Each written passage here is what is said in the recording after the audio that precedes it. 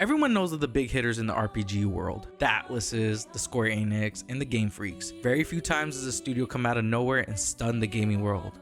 And that's exactly what Sandfall Interactive did with Clair Obscur Expedition 33. This game has been nothing short of a masterpiece, and I know we throw that around all the time, but Clair Obscur definitely deserves it. From its hauntingly beautiful world to its unforgettable story. This game pulled me in from the very first moments, all the way to the very end. So much so that I didn't stop playing this game until I got the Platinum Trophy. Hey guys, my name is Peter, aka King Exodus, and today I'm taking you through my Platinum Trophy journey through Clair Obscur Expedition 33.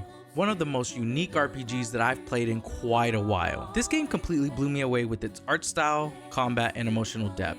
And this game isn't a 10 out of 10 difficulty, but the Platinum was no easy feat. Don't worry though, there will be absolutely no story spoilers here, but we will be talking about some post-game content. So if you haven't finished the game yet and want to go in totally blind, you've been warned. So now let's dive into Clair Obscur Expedition 33. First and foremost, for the people that have been living under a rock, Clair Obscur Expedition 33 is a turn-based RPG set in a dark fantasy world inspired by Belle Epoque era France. The game unfolds in the city of Lumiere, where a mysterious entity known as the Paintress annually initiates an event called the Gamage. Each year she paints a number on a monolith, and all of the individuals of that age vanish, turning to ash and flower buds. With each passing year, the number decreases, threatening the survival of humanity. The narrative centers on Expedition 33, a group of volunteers aged 32 who have 1 year left before they are subject to the next Gamage. Their objective is to traverse the perilous continent and destroy the Paintress, aiming to end the cycle of death. Led by Gustave, an engineer, the team includes Maël, a 16-year-old who joins the mission, Lune, Sayel, and others that join the mission. As the expedition progresses, the journey tests their resolve, revealing deep emotional layers, exploring themes of mortality, resignation, and the human spirit's resilience. Clair Obscur has 16 story trophies and 2 non-story progression trophies, which I will not go into specifics about, as I think this game is best experienced by yourself. There's a lot of twists and turns that Clair Obscur will take you on, and I don't want to be the one to ruin it for you. So with all that out of the way, let's dive into Clair Obscur Expedition 33. My Platinum journey begins at the very beginning of the game, with 3 right off the rip with a battle versus a secret mime in the prologue. First, each character in the game has specific combat mechanics, and Gustave, your first character in the game, is called Overcharge.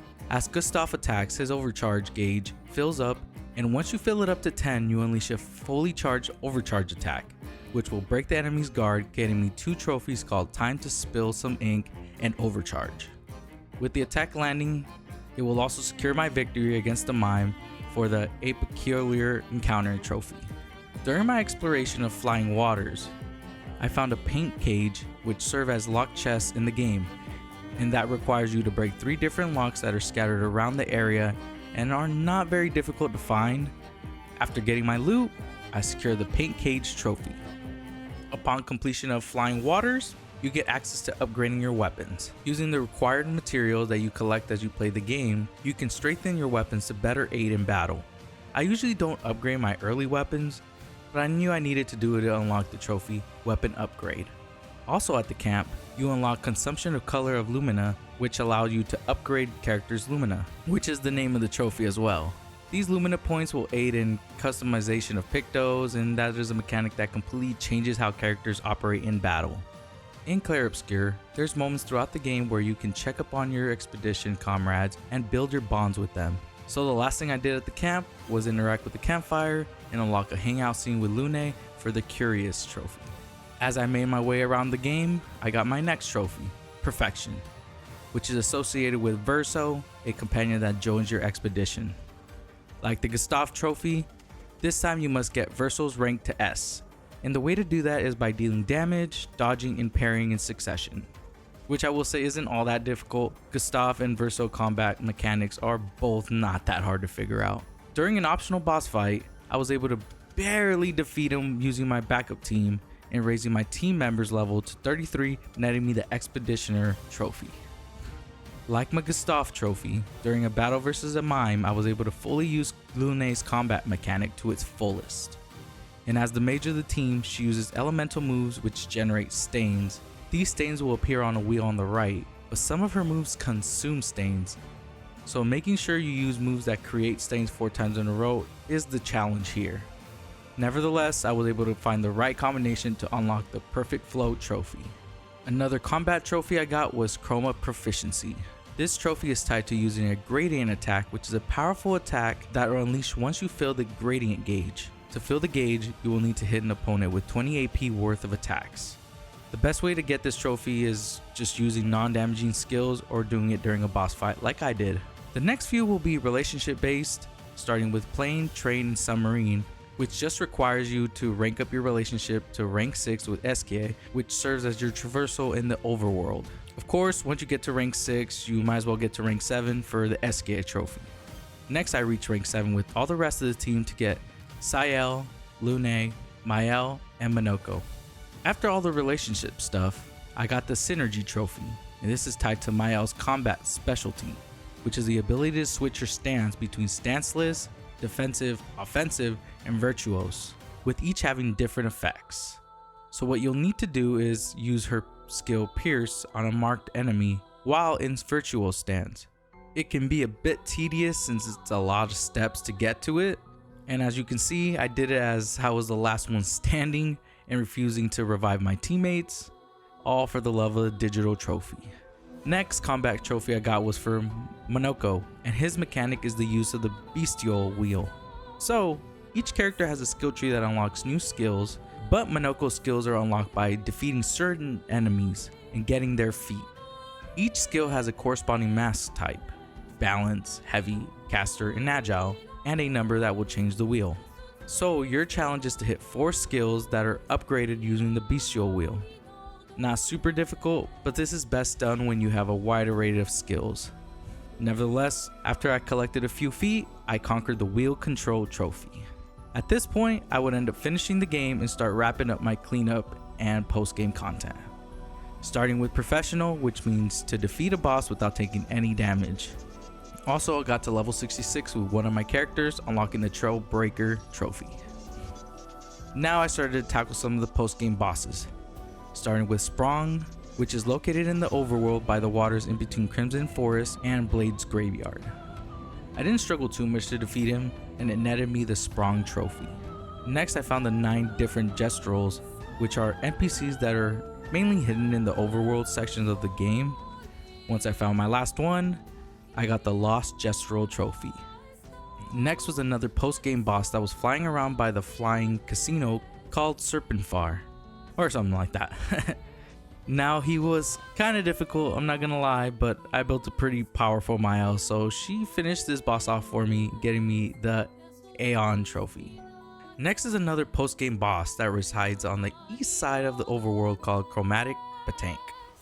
To fight him though, you'll need to chase him down as you do with most Batanks during the game. So if you fought enough of these during the game, you shouldn't have an issue like I did getting this trophy. Next, I completed all the Nevron side quests. Nevrons are another set of NPCs you'll encounter during the game, and they will ask you for many different things between a battle to a fetch quest. Not all that difficult, and as soon as I completed the last one, I got the Aiding the Enemy trophy. Next, I had to find another set of collectibles, and this time it was the music records. There's a total of 33 scattered around the world, and the best way to keep track is at the record player at the campsite. Finding the last one got me the Connoisseur trophy. Next, I went back to the combat mechanics I still hadn't done yet. The last one missing was Sael, and her mechanic is the Foretell system. So how it works is her skill will either consume or apply Foretell, which you can stack up to 10 unless you're in Twilight, which doubles it. But another thing to keep in mind is her skills have an affinity, either Moon or Sun, which triggered Twilight by using the opposite skill affinity from her prior move. So if you use a Moon move and then use a Sun move, you triggered Twilight.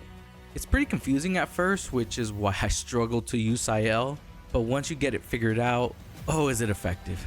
Your challenge though is to stack 20 Foretell and consume it all during Twilight. Like I said, I struggled to figure it out, and that's why I did it so late in my playthrough, but I still got the maximization trophy during this battle. Next, since I defeated some post-game bosses, netting me some perfect chroma catalyst, which is needed to fully upgrade a weapon from level 32 to level 33, I went ahead and did just that and got the weapon mastery trophy. Now I started to get some of the super bosses started, with the boss that sits at the very end of the painting workshop mystery. This quest needs you to look for 3 different paintings, and traverse the light platforming to encounter a shadowy figure that gives you an item to put on a statue.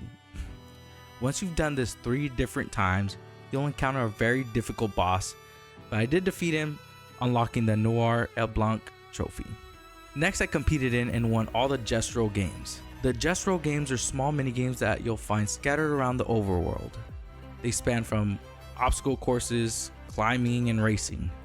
There are a total of 5, and the most difficult one for me was the volleyball game, but after a while I did complete it and unlock the Gestural games trophy. So remember, as I said that Minoko's skills are unlocked by defeating enemies and getting their feet? Well, of course you must turn into a foot collector.